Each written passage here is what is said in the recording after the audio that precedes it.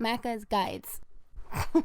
Hey everyone, Macca here playing Starfield, and in this video I'm going to teach you how to create an outpost that you can use to farm XP, turn that XP into levels, and even get to level 100 and beyond. I'm going to separate this video into 3 parts. The first part will be the prerequisites you need to get started. The second part will be your first outpost farm that farms aluminum and iron. And the final part will be an outpost that farms nickel and cobalt. Alright, so first off, what do you need to get started? I wouldn't recommend doing this too early on in the game as you need a lot of skill points in science. Specifically, you need the outpost engineering skill. You can then take that outpost engineering skill and go to a research lab.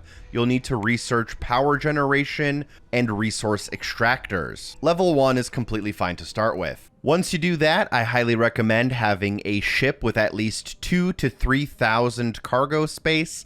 You'll need to probably steal something, take it to a shipbuilder, and add as much cargo holds as possible while still allowing it to fly. Last but not least, you'll need a whole bunch of resources. I'd recommend you go and grab it from the merchant in New Jemison. If you can't get enough at once, you'll have to wait on the bench and refresh the store. My recommended amounts are 18 adaptive frames, 124 aluminum, 24 beryllium, 30 copper, 2 fiber, 99 iron, and 24 tungsten. As a shortcut, you can also transfer things from your inventory directly to your ship using the ship menu after shopping here. With your skills and resources ready, you want to go to a very specific place, which is the Narion Star.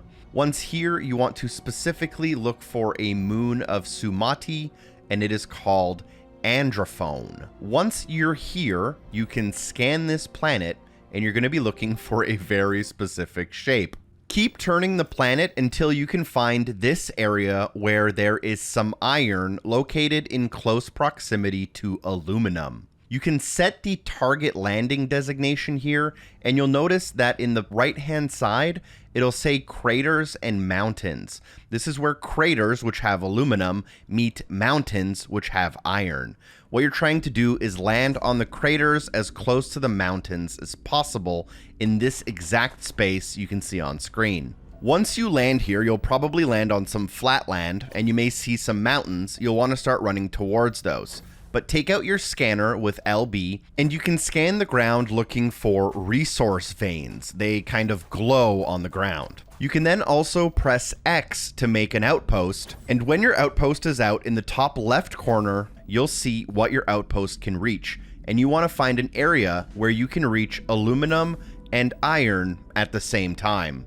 This can be a little bit tricky, but is pretty important to being successful. You'll probably end up putting your outpost right at the foot of the mountains. Once you create the outpost, it's time to kind of start building it. Use the bumpers to go over to extractors, and I would highly recommend changing views to the aerial view. You'll want to choose the aluminum extractor and place at most 6 on an aluminum resource vein. Keep in mind that they can't be too close together. You can place more than 6, but I wouldn't recommend it when you're starting out. After that, you want to do the exact same thing, but with the iron extractors by scrolling down to iron extractor and then finding the iron resource vein and placing down, again, at most 6 iron extractors, trying to place them all as close to each other as possible to optimize for space. The amount of resources I recommended at the beginning of this video was counted out exactly to make 6 of everything. After that, we'll need to power all of these extractors by going over to the power tab with the bumper, choosing solar array, and build exactly 10 solar arrays, which is exactly enough to power our 12 extractors. So now we have our extractors and we have the power, and those extractors need to deposit the extractions into storage containers. So go over to the storage container tab, choose storage solid, and here you can start by making 3 storage containers next to the iron extractors and 3 storage containers next to the aluminum extractors. This next part might look really confusing, but it's easy. Exit build mode and hover over an extractor. Use the right trigger to link the extractor to the first storage bin only, and repeat this process for every extractor.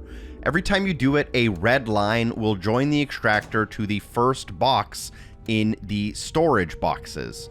So do this for all of the extractors, and then link the first box to the second box and the second box to the third box. You now have an entire system of storage for all of the extractors to share.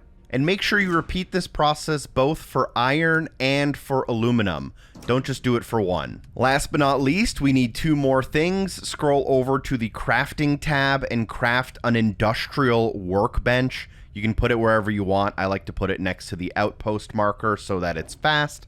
And then you want to scroll over to the furniture tab and you want to create a bed right next to that you can sleep in. Congratulations, you've successfully created your first XP farm. You are now ready to start reaping some of those benefits. So what you want to do is you want to find your bed and then go to sleep for 24 hours. The cool thing about this moon is that for every 1 hour of local time, you will feel about 6 hours of universal time, which means that time goes by 6 times faster on this moon, meaning your resources are also gathered 6 times faster. So what you want to do is you want to go to sleep for 24 local hours, the longest amount of time you can. And once you wake up, you should be the proud new owner of a bunch of aluminum and iron. Now, the first time you go to sleep, you should actually wake up and use your aluminum and iron to craft more storage for your extractors. You can also use the bench to craft the adaptive frames you might need. And once you do place more of these storage containers, make sure you link them all together so that they are all shared between each other. This just allows you to make more resources and bank them while you sleep so that we can grind the XP faster in this next part. With more storage containers, you're ready to actually earn the XP now. So go to bed for the 24 hours and then wake up. Once you do wake up, visit the industrial workbench right next to your bed, and we're going to start crafting adaptive frames.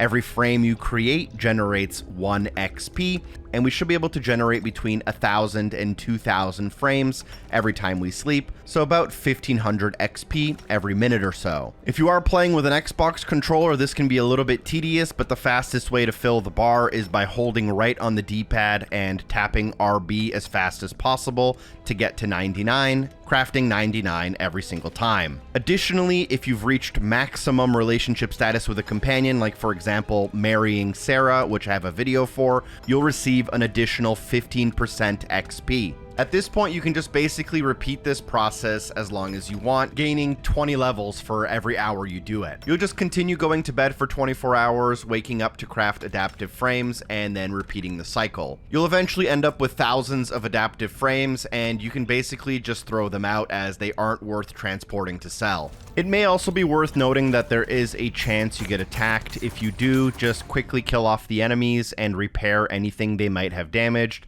like the solar arrays or the extractors. It is a little bit faster to craft on PC, so if you have a compatible computer, it might actually be worth installing the game just to farm your levels. With that being said, if you want to speed up the leveling process, there is the potential to make another outpost now on Venus. Venus is a good option because it actually has a ratio of 1 hour local time equaling 100 hours of universal time, meaning that you can sleep significantly less and still grind out the same amount of XP. You should know where Venus is, but if you don't, it's located in the Sol system. The reason we didn't do this earlier is because building an outpost on Venus requires you to have planetary habitation skill at level 3, which is a little bit of an investment of your time, and you'll need a very significant amount of aluminum, iron, and adaptive frames to bring with you, as we'll have to craft as many storage containers as possible. I would recommend packing 600 adaptive frames, 1,000 aluminum, and 1,200 iron.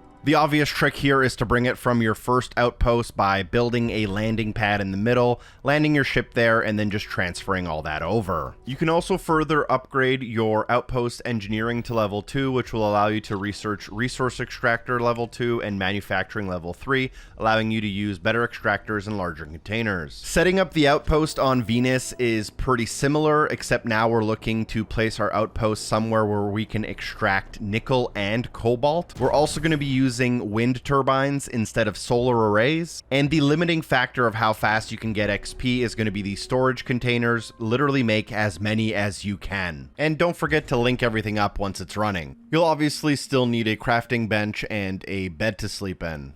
And obviously, instead of crafting adaptive frames, we're going to be crafting iso-centered magnets. With this new outpost on Venus, you should be gaining XP about 5 to 10 times faster while on Xbox, and infinitely faster if you are on PC, basically as fast as you can click your mouse. If you're able to get this second base up and running, you can get from level 50 to level 100 in as little as 1 hour. Thank you so much for watching the video. Share the video with a friend. Special thanks to everyone on Patreon for supporting the show, and I'll see you soon. Peace.